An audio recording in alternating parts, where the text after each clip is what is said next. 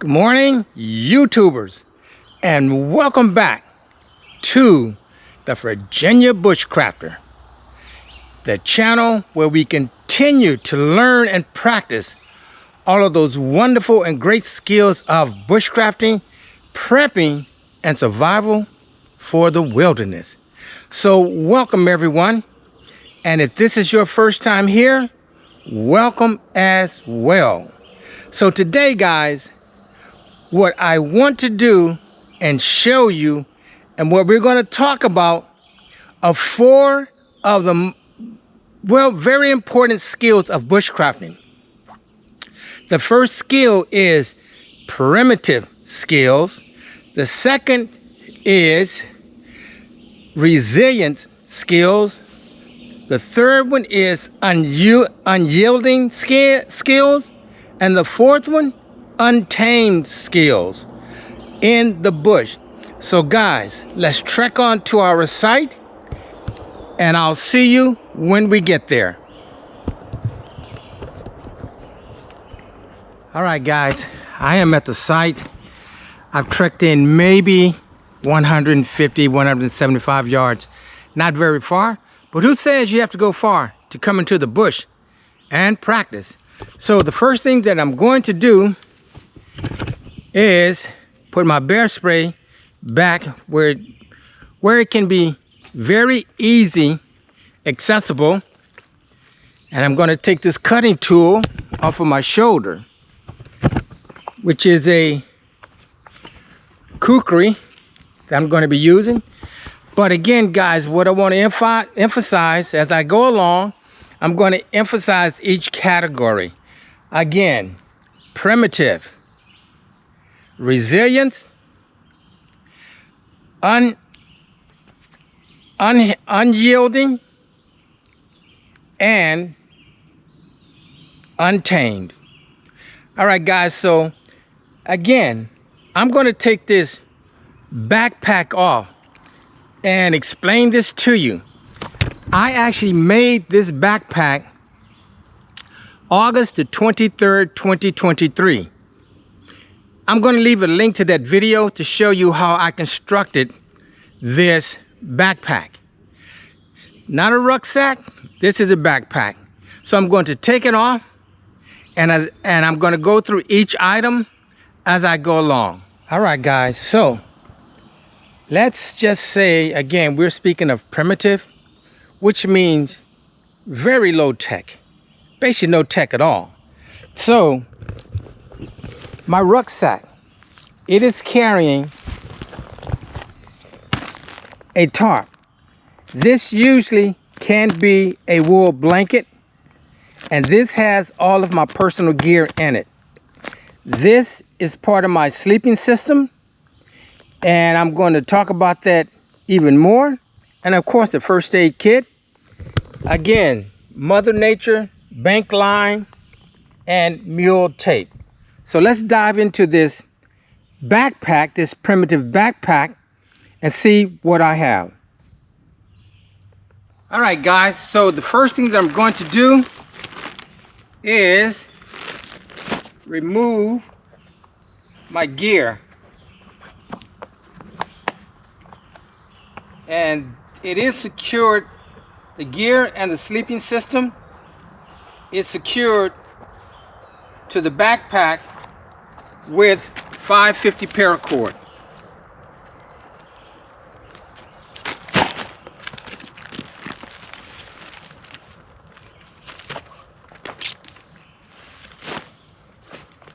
Again, this is very, very primitive.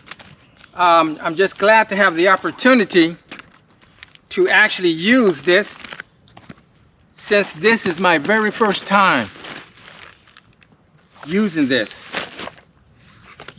primitive backpack.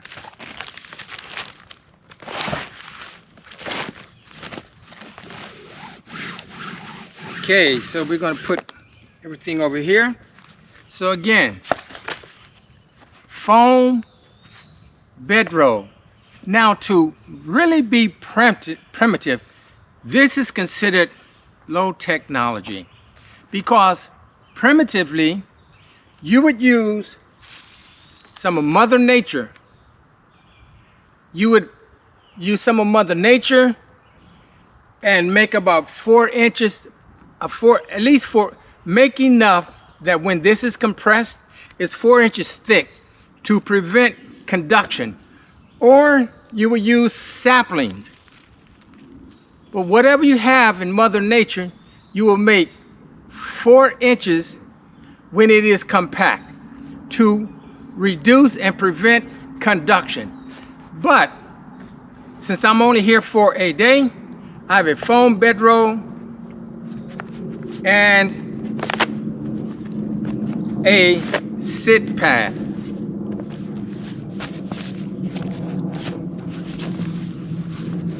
Which I would use as a pillow.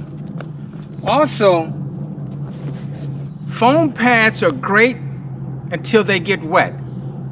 So, again, having saplings, boughs from the trees, dry leaves, when it's compressed 4 inches, put this on top of it, you'll be fine.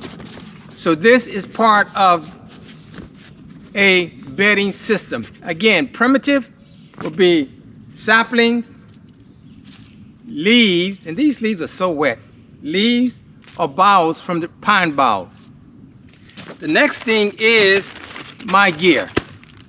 Now, I could technically just put this on my back with the mule tape and haul it that way, but this is much more comfortable using the backpack.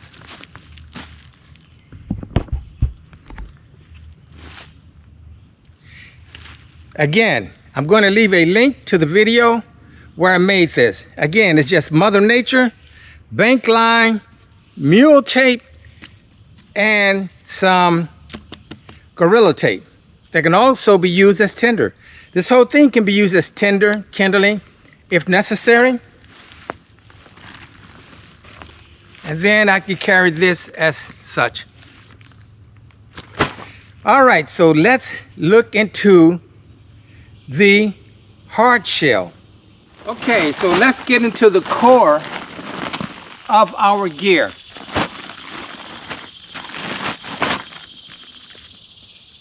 Again, it is held together with paracord and this tarp, which is a 6x8 tarp. Again, primitively, we would be using a wool blanket or a canvas shelter, canvas tarp. That is the true primitive. But these are skills to practice while in the bush. This also helps you practice your knots.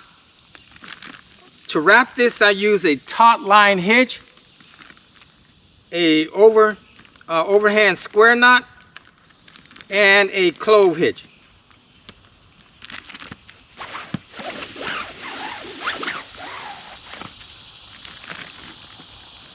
Okay, let's just...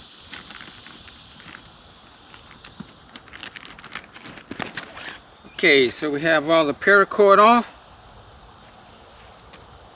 Just going to toss it over here with everything else. And it is wrapped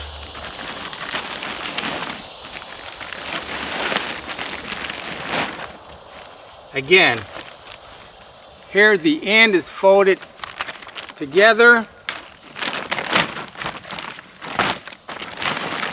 And I'll show you this when I pack up as well. So to start out, one of the 10 C's is a container. This is one of the containers. A poncho that can be used for shelter as well. My food and my gear. And I'll go through this as needed. And of course, camera equipment.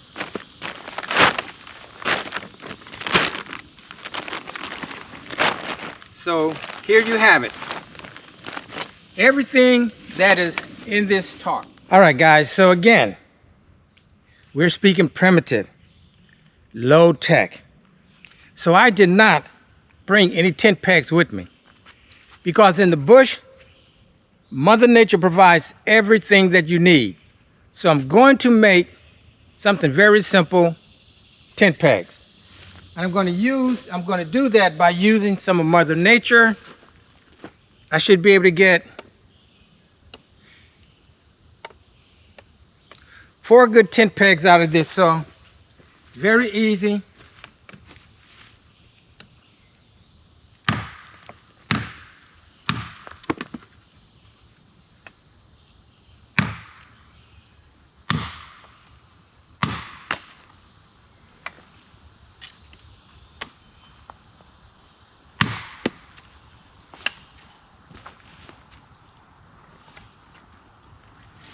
Okay, here are 4 tent pegs, and let me get the other one.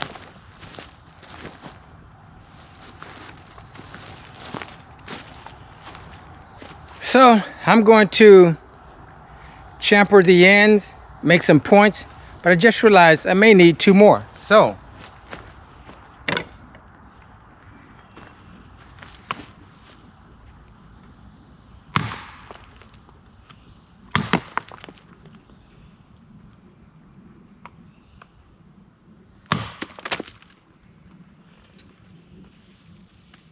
okay. This is okay. I'm not pleased with it. I'll put it over here. Just make another one in case.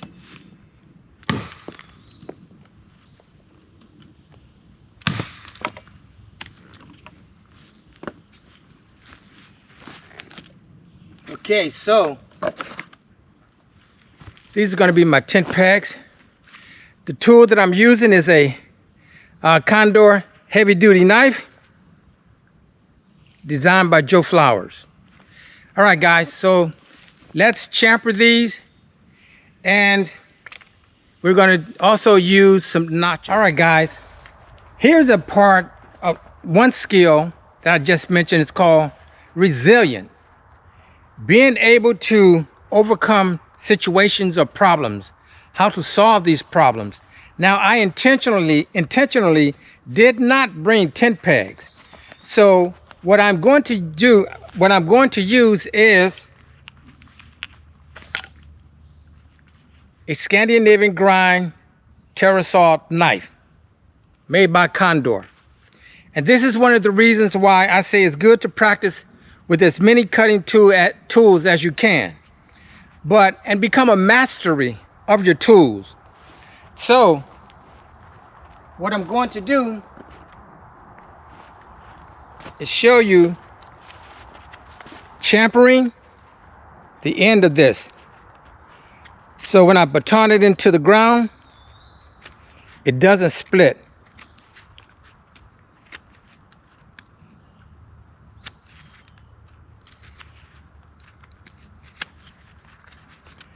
Well, that's over chamfering, but I'll do another one.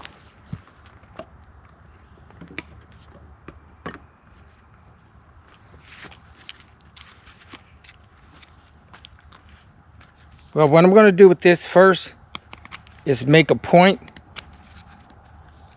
I'll get rid of the excess portion first. Okay, so the end that we're going to put into the ground,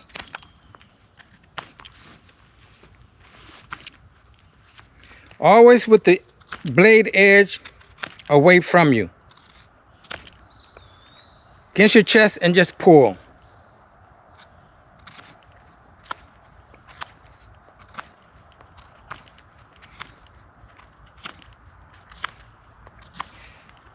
Just to get a fine point to go into Mother Nature.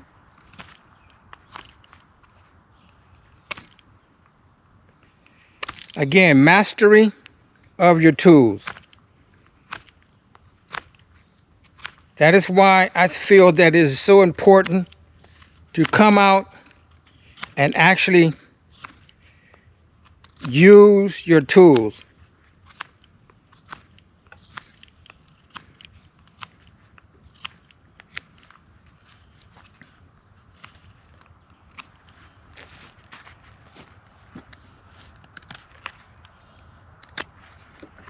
This end really doesn't need chamfering, but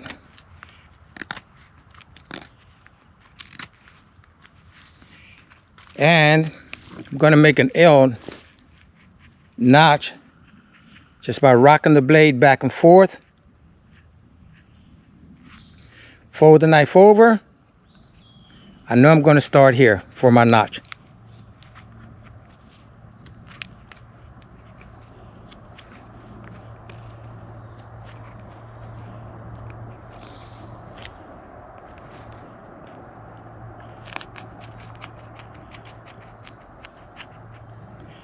This will be where the paracord will come into effect.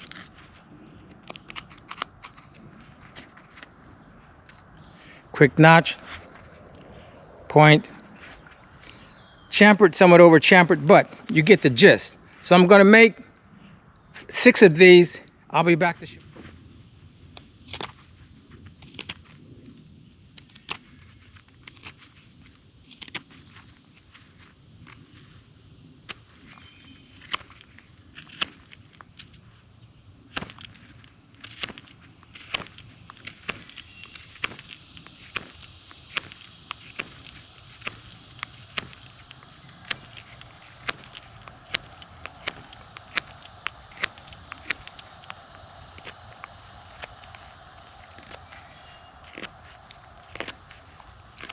We want a nice point here. I'm using the push method to develop the point. And again, this is part of resilience, being able to solve problems. No tent pegs, not a problem. Mother Nature provides everything that you could possibly need. Make a quick notch. Rock the blade, cut the fibers, lay the knife down, push all the way to the backstop. Clean it up.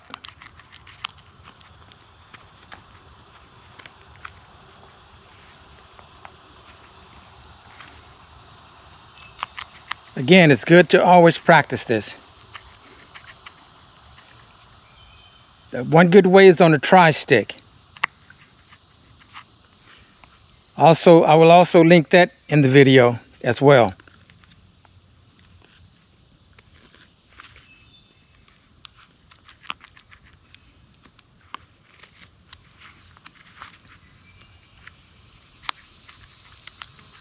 Clean it up.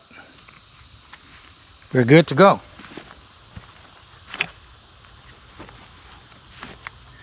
We now have all of our tent pegs. So it's tent peg number 1, tent peg number 2, tent peg number 3, tent peg number 4. And if you notice, guys, on the grommet, I have number 21 bank line. That removes pressure from the grommet. I did that on all 4. And again, this has been resilient, been resourceful. All right, guys, let's stand the front of this tarp up. All right, guys, so I have completed the lean-to tarp shelter. And again, a portion of this was done with Mother Nature. But if you're going to do it primitively, you want to use very low-tech things such as tent pegs. Minimum paracord. Paracord through primitive methods and being resilient would be using the inner bark, vines, roots, and so forth.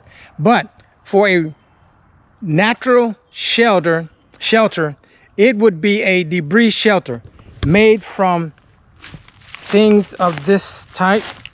and the ground. And again, I've made them many times before. I'm going to put a link to some of the debris shelters I've made. But quickly, this is a lean-to. Again, Mother Nature here. The tent pegs are Mother Nature. The tent pegs in the back of Mother Nature. And this is a part of being resilient.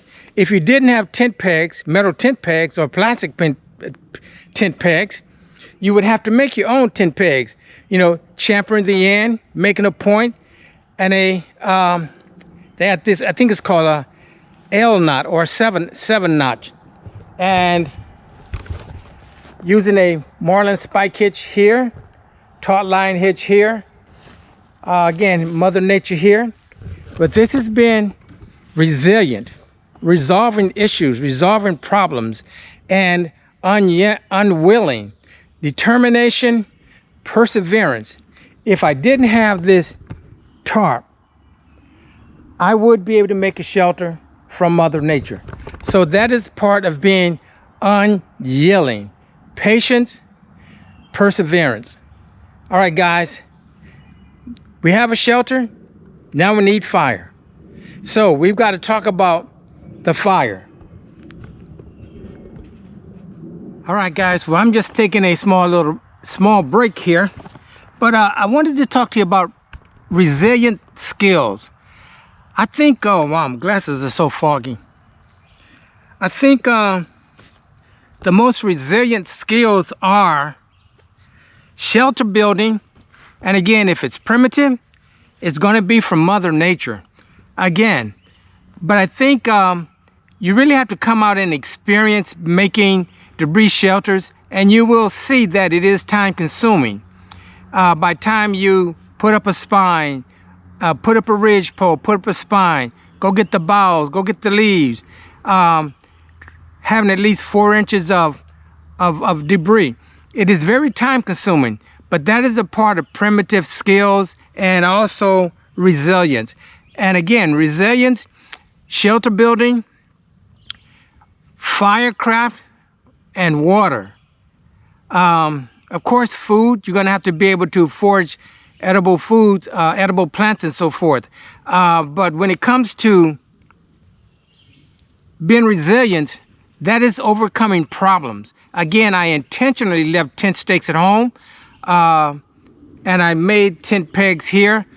But that's the part with shelter building. But now what we have to do is also shelter building means mastering your tools. It doesn't matter, let's see, what tool is in your hand. You should be able to master that tool. I have just a knife, which is very sufficient for bushcrafting. And I have a kukri, and I have a Baco Laplander saw. Let's see, where is it?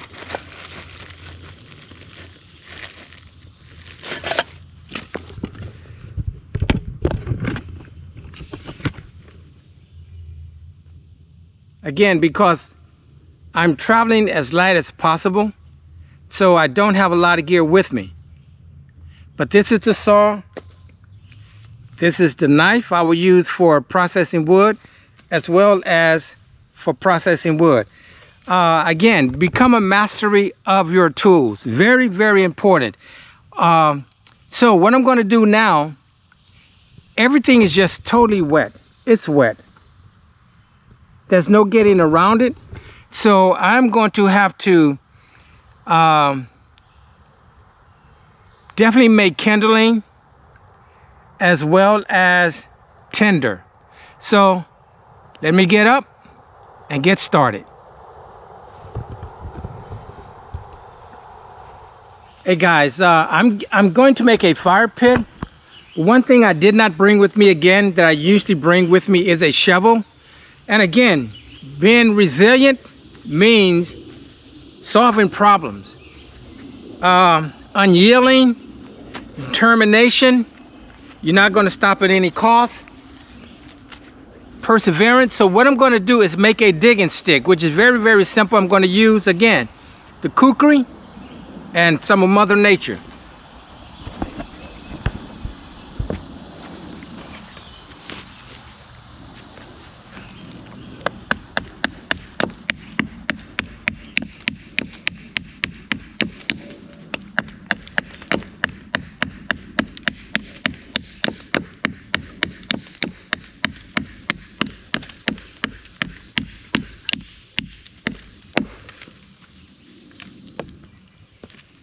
Just a bit more.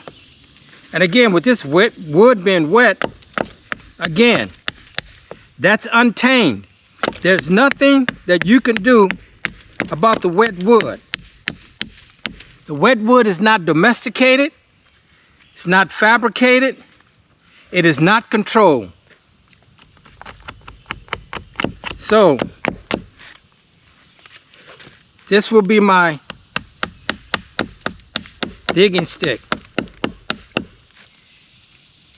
Okay, let's go see how it works. Guys, before I start making the fire pit, I'm just going to refine this digging stick somewhat.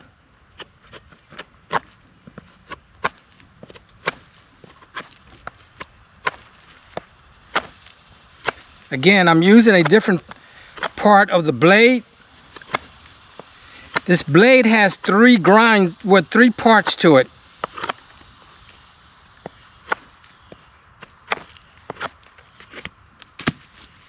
This portion of the blade is for carving. This portion is for chopping. This portion can be used for digging. But I prefer not to dig with my kukri. Let's just use some of Mother Nature.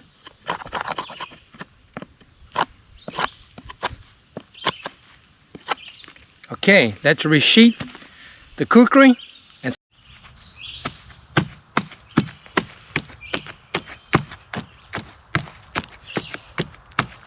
Okay guys, the digging stick is working. Not as fast as I would like it to, but, and it's important to have a fire pit.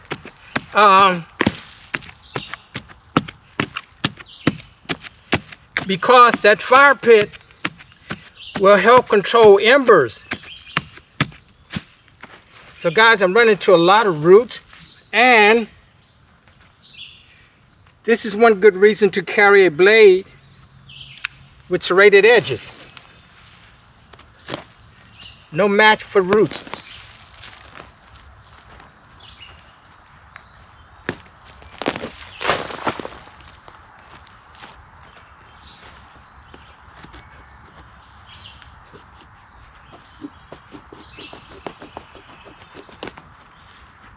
Roots come up very easily with a $10 knife with serrated edges. So again, unwillingness, you will find a way. This is untamed. There's nothing that we can do about the roots in this ground. They were not fabricated, they were not designed, they are not controlled. We just have to remain resilient and find a different way. For example, another root.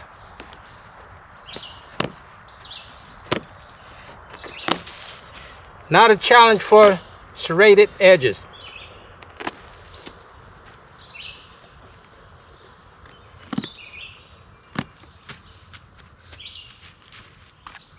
So, guys, this is part of primitive bushcrafting.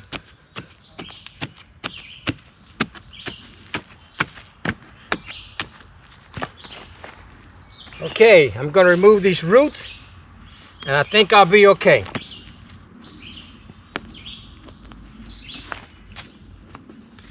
Yes, I could use a saw on this, but it's not necessary.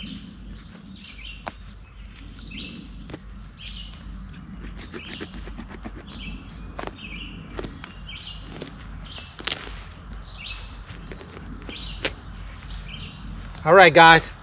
So when I finish this fire pit, I'll be back with you. Again, knife with serrations.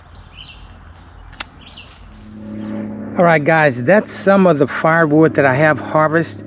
I have completed the fire pit, and now what I am going to do is, since I have no control over this untamed environment, I am going to have to split some wood because, again,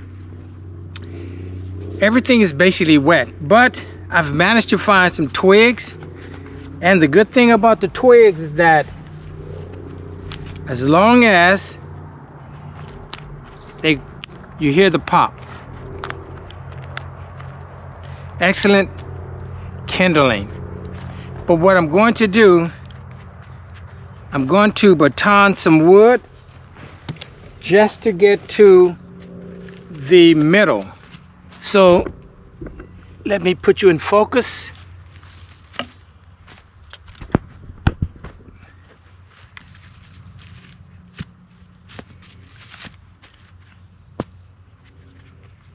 And some of this wood, as you can see, is fat wood. So that is a good thing because I will be using a portion of that.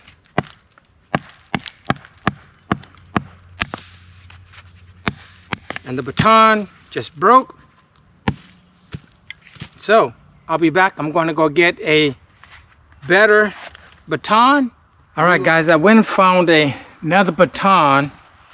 And again, this is the part that's untamed. Again, it's not domesticated, it's not controlled, it's out of our hands. So we're going to try this again. Let me put you in focus. And it is necessary to split this wood because it is definitely wet.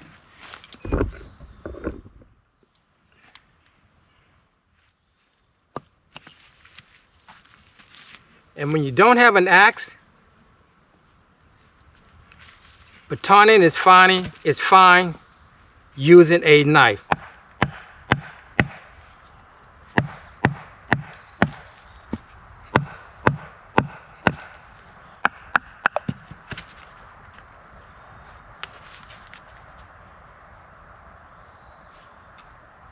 We've got a split in it so far.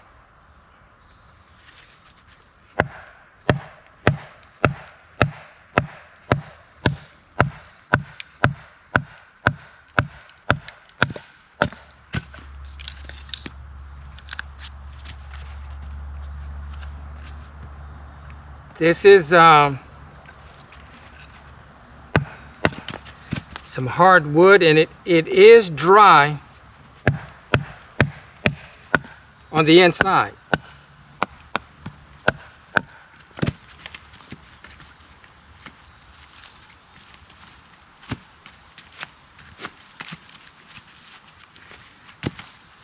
And I am going to make some shavings.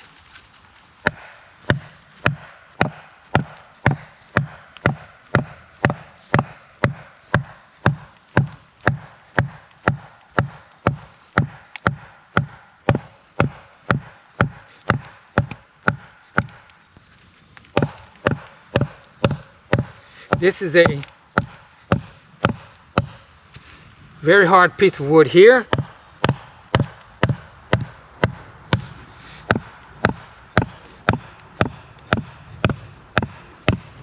But it will split. And again, as long as the baton holds out,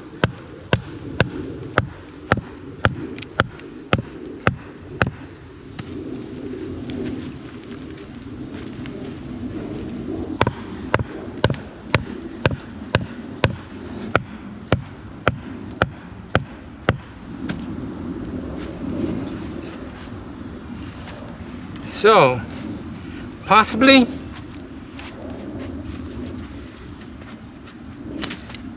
let's see if I'll make a wedge.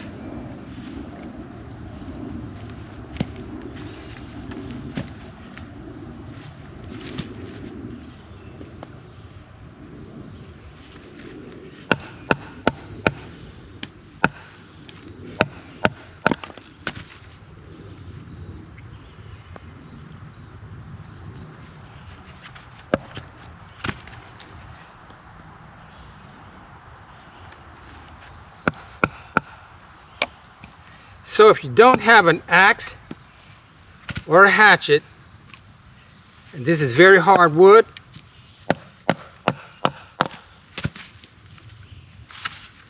this is a method that I would recommend.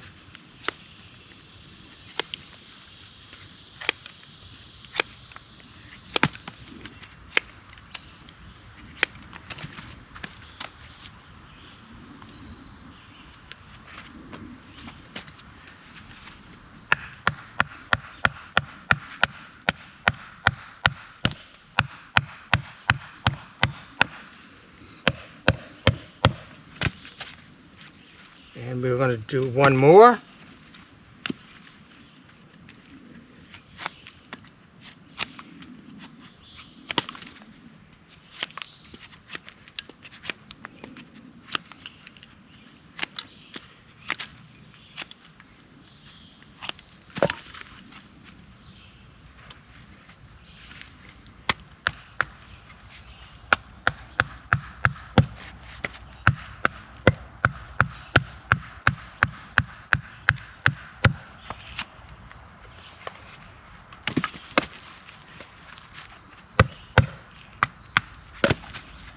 Okay, so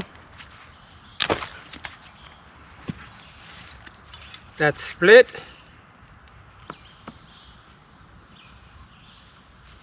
What we're going to do is remove this.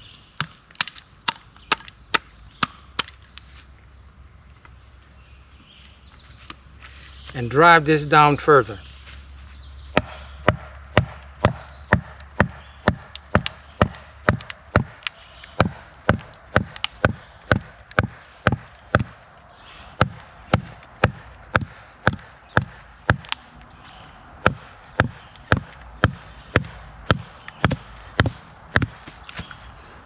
Okay, I can hear it cracking.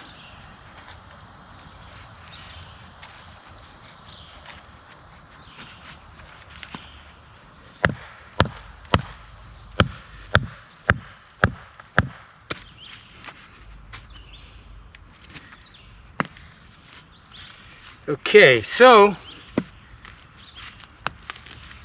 I am going to make some wedges and return. All right, guys, I finally got this wood split. This was very difficult. But now that I have it in halves, let's see if I can just split it into a quarter. And I ended up not having to use any wedges. Again, unyielding.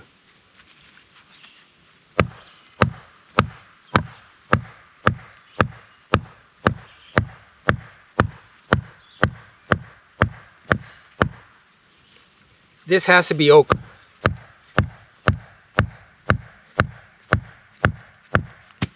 So I'm not going to take up time. I just know this will be some very long burning wood.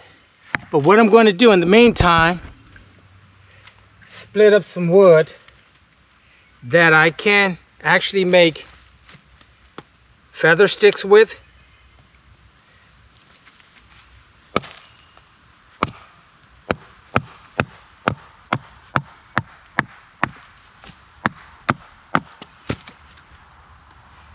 This does have fat wood in it. I mean, it has resin. So I just need a few pieces.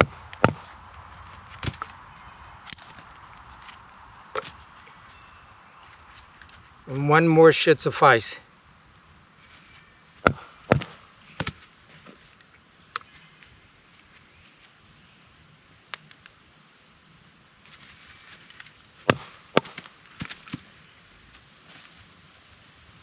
Okay, time to make some feather sticks and some... Hey guys, I have quite a bit of kindling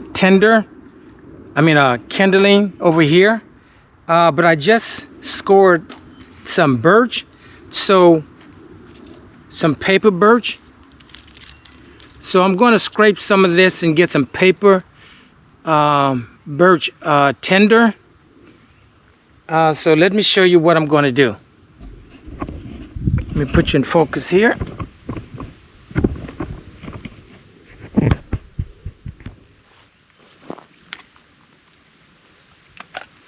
going to take my knife.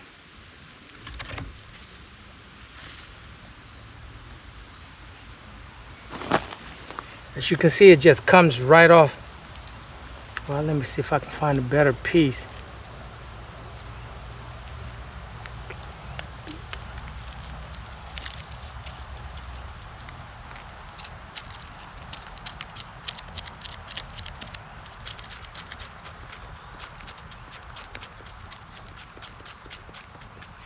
Birch burns very well. But let me just score a piece off of this wood.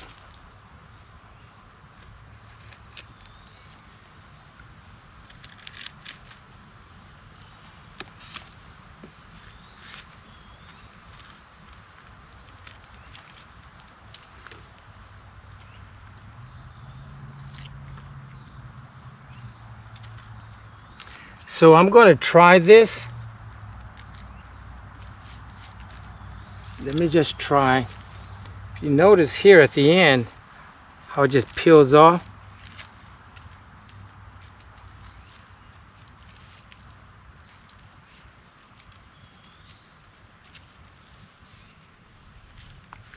So I'm going to see if I can get some tinder, and I'll be back. Hey guys, I'm going to go ahead and see if I can get this fire started with this small amount of birch that I have. I wasn't able to get much off of there, but let's just see if this small amount works.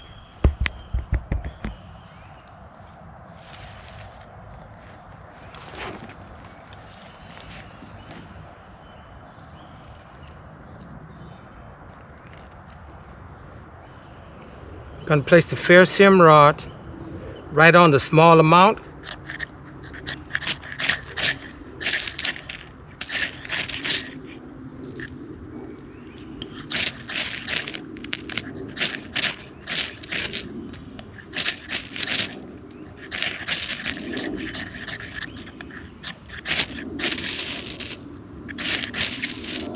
Okay, there it goes. Okay, so we did get it going, and now I'm going to just add some kindling to it. As a matter of fact, I'm just going to put this in the fire.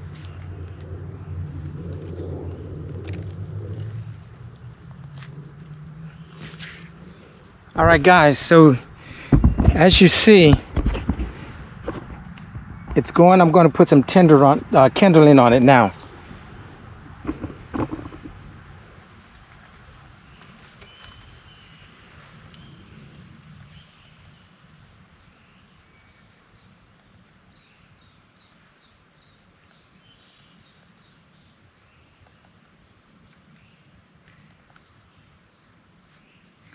I think I put it out, but I'm going to try it. Well, I don't have that much birch left, so I'm going to try some fat wood, and we'll see how that works out.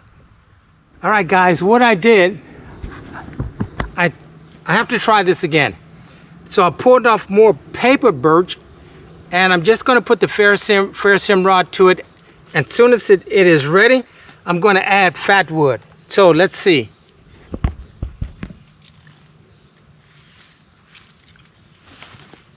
I'm going to put the ferrocerium directly here.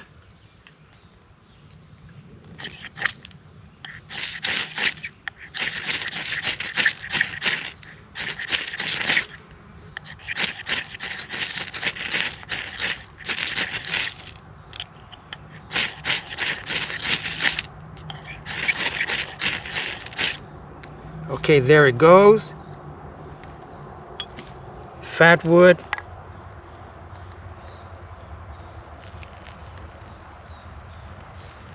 More fat wood. We're going to put this over here.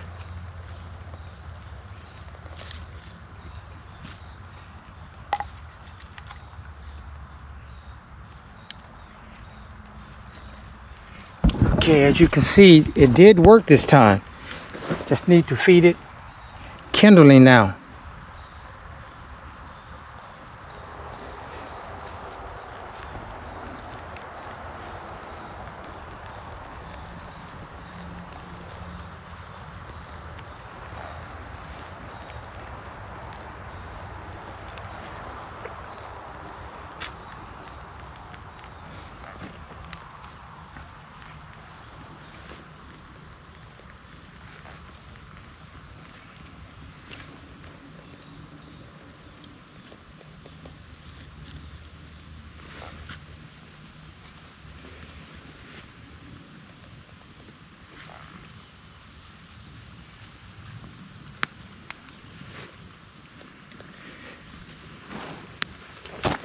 Okay, the fire is going now. As you can see. All right, guys, I'm going to stoke this fire up again with all this kindling, and then I'll be back to talk more about firecraft and why it is such a important part of primitive bushcrafting.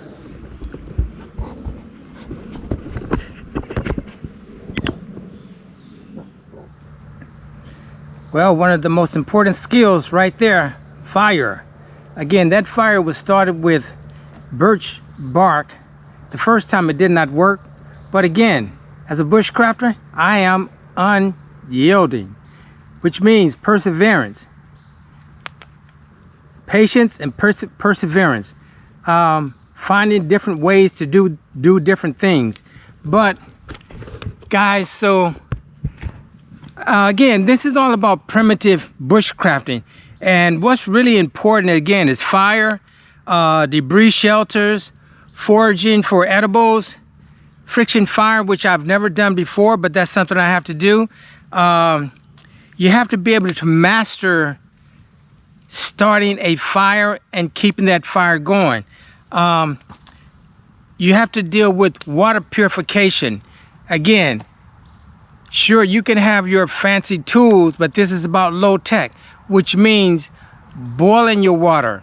If you're 6,500 feet above sea level, you know you have to boil that water at least 3 minutes, a rolling boil of at least 3 minutes. Again, if you're going to build primitive shelters, that means a debris shelter. Not this, but this is fine. But a debris shelter does take time. You're not going to do it in 20 minutes.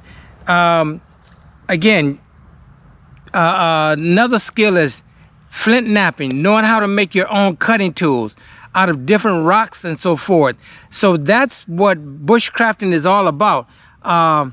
Primitive bushcrafting, being primitive, resilience, finding ways to do things when something doesn't work.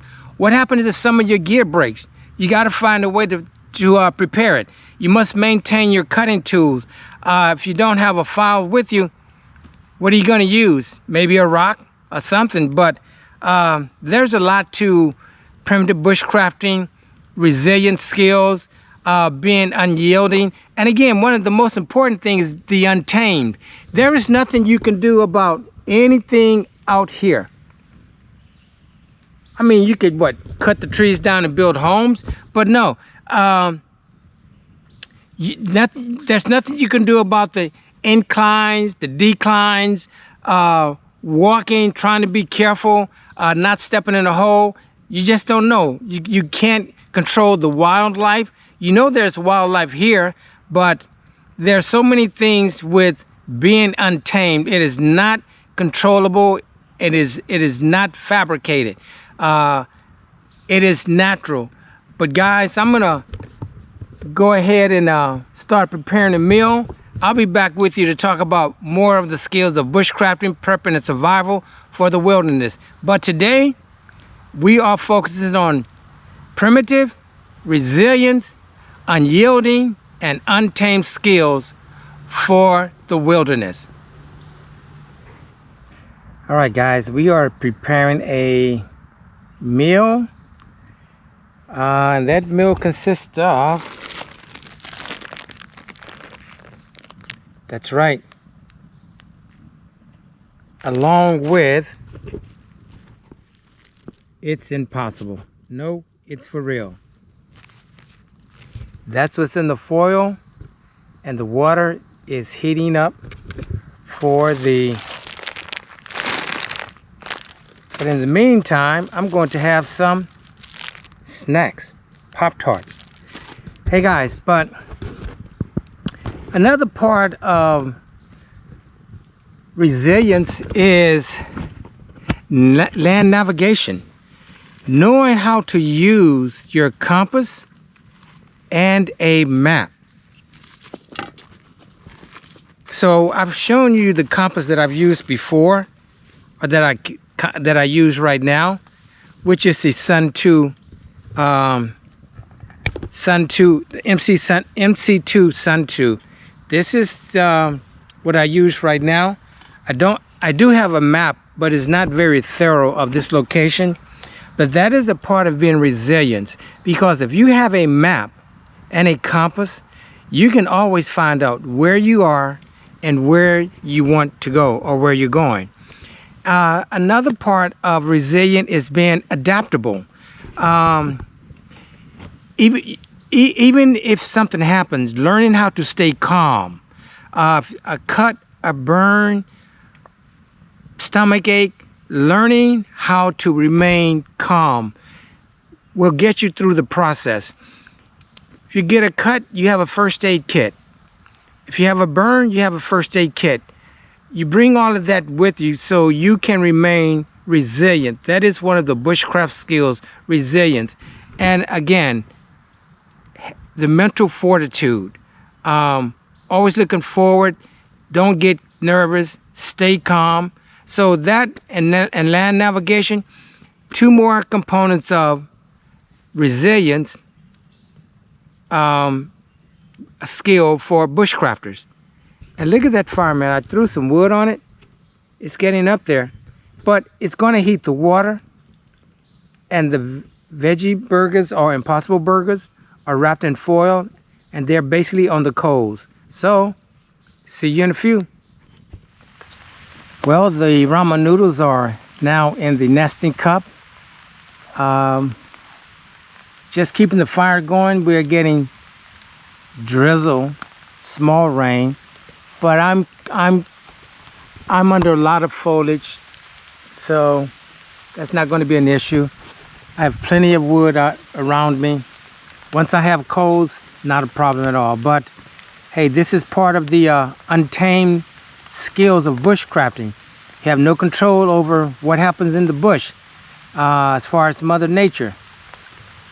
All right, guys, so I'm going to check on the mill. I'll be back with you. Well, as you can see, the fire is going down because the food is right here. Now, I think I left the impossible burgers in just a little too long, but nevertheless, it's good, along with the ramen noodles. All right, guys, so this is one of the best parts of the day. Believe me, I did expend a lot of calories today. Primitive bushcrafting, I haven't touched the iceberg yet. I mean, there's bow drill. Primitive bushcrafting is basically friction fire. Bow drill, hand drill, plow drill, etc. Ferrocerium rod, flint and steel. Well, I would say flint and steel, primitive. But I think even when I started the birch bark, when I tried it the first time, it didn't work. But I was determined.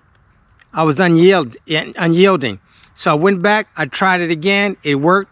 Started throwing fat wood on it, it worked. Fat wood and kindling, it worked. So, yeah, you know, there's a lot with just primitive bushcrafting, resilience, unyielding, and untamed.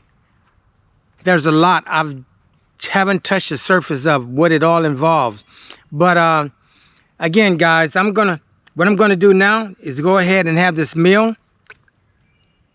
The ramen noodles have cooled off because I took them off while the impossible burgers were cooking. But when you sweat a lot, you consume a lot of water. Yeah, you're hungry.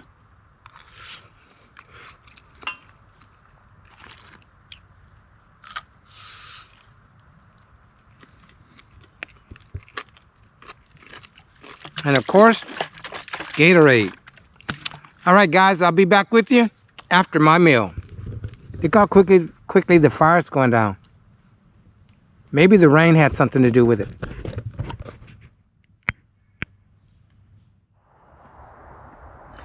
This is part of the exercise I did today. It involves primitive bushcrafting skills, resilient bushcraft skills, unyielding bushcraft skills, and untamed bushcraft skills. So this is just the gear that I brought with me, which is not a lot. Starting with food, of course, gloves, water bottle, gear bag, my knee pads, camera equipment, compass, poncho, bivy, thermal seat, canteen, Condor heavy duty knife, Baco Laplander, saw, Condor terrestrial bushcraft knife, and a pocket knife. Of course, first aid and bear spray and cordage that I will be using again. So this whole exercise today was all about those 4 skills I mentioned, but this tarp, if it was actually primitive, it would be a wool blanket or a canvas tarp. Here is the primitive backpack. Again, I made this on August 23rd, 2023. This is the very first time I've used it. It is just made of Mother Nature, bank line, Gorilla tape, and mule tape. It is constructed here with Mother Nature, paracord, taut line hitch, and Mother Nature for the tent pegs.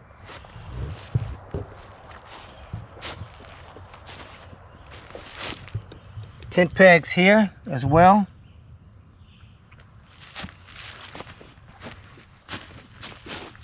There are tent pegs here, and the other one is covered up with debris, but there are 6 tent pegs in all, 4 in the rear and 2 in the front.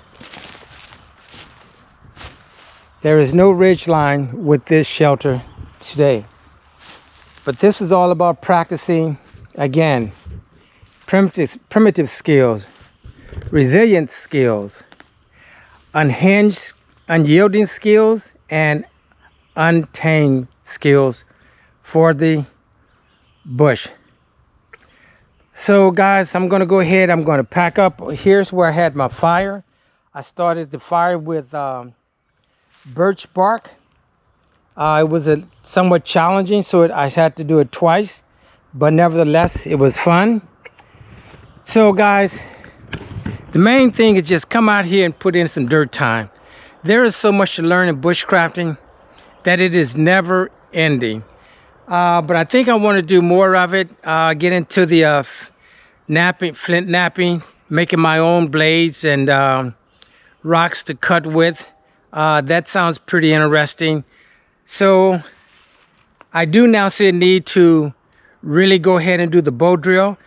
My thought on the bow drill is that I never really had an interest in doing a bow drill because I only wanted to practice what is practical. And for me, if I come out into the bush and if I have to make a bow drill, I must have messed up somewhere, because there's always a ferrous hem rod, there's flint and steel, there's cotton ball and Vaselines, there's matches, there's lighters. If you can't get a fire started with all of those, something's wrong. But now I understand the significance of a bow drill. Again, it's very primitive, so that's something I'll be really taking up. But I just wanted to show you the camp for the day. It was a lot of work today, plus it is hot. But I'm going to go ahead and pack up, and I'll show you how I pack this up. All right, guys, here is how I pack up my cowboy road bed. My personal gear, my poncho, canteen, bivvy, and food. So, put it there.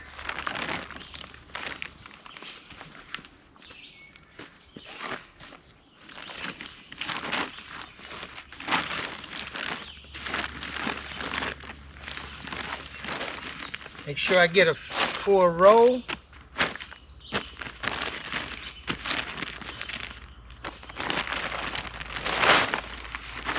Pour this over.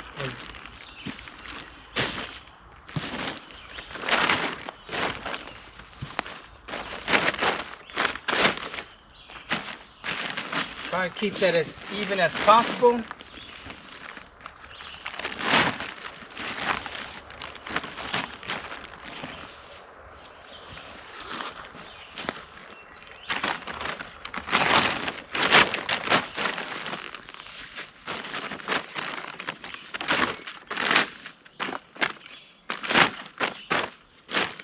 Okay, from this point, we just start to roll.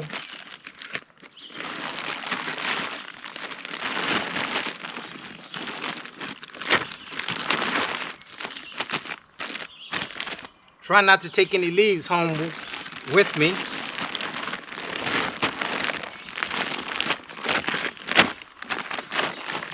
When it gets this point,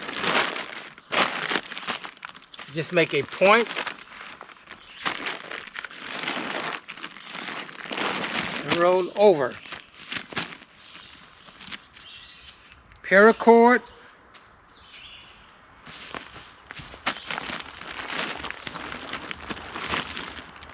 underneath,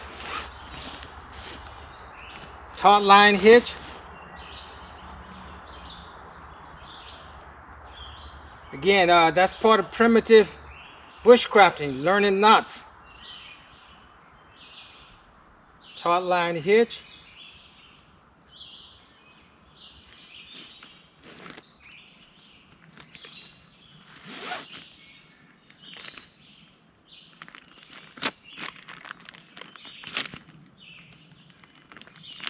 Nice and secure. Take the working end underneath.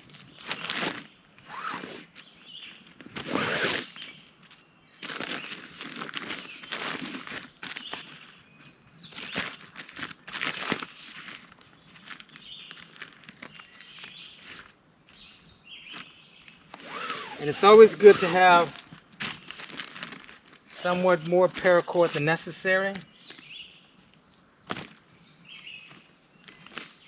Lift this portion up. Take the running end, running end again. Run that through.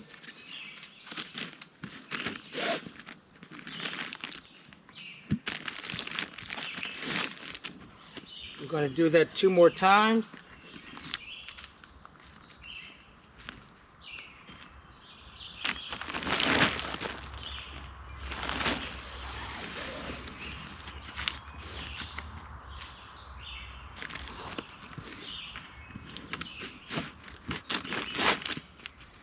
And even with this method,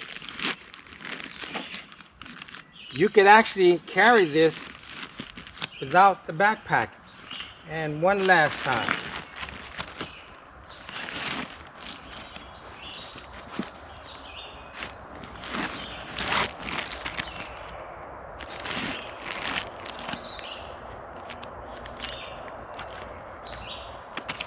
And now just an overhand knot.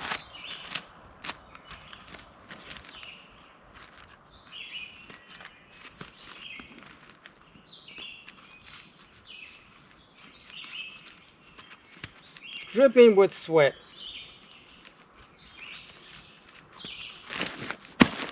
That's there.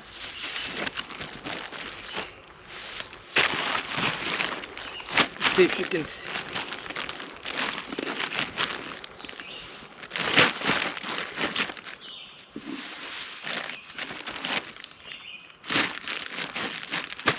This goes there. And now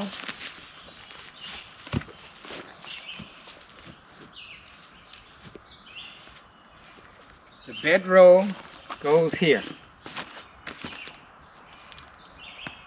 All right, so I'm going to go ahead and tie this up, and I'll show you how I did it right before I leave.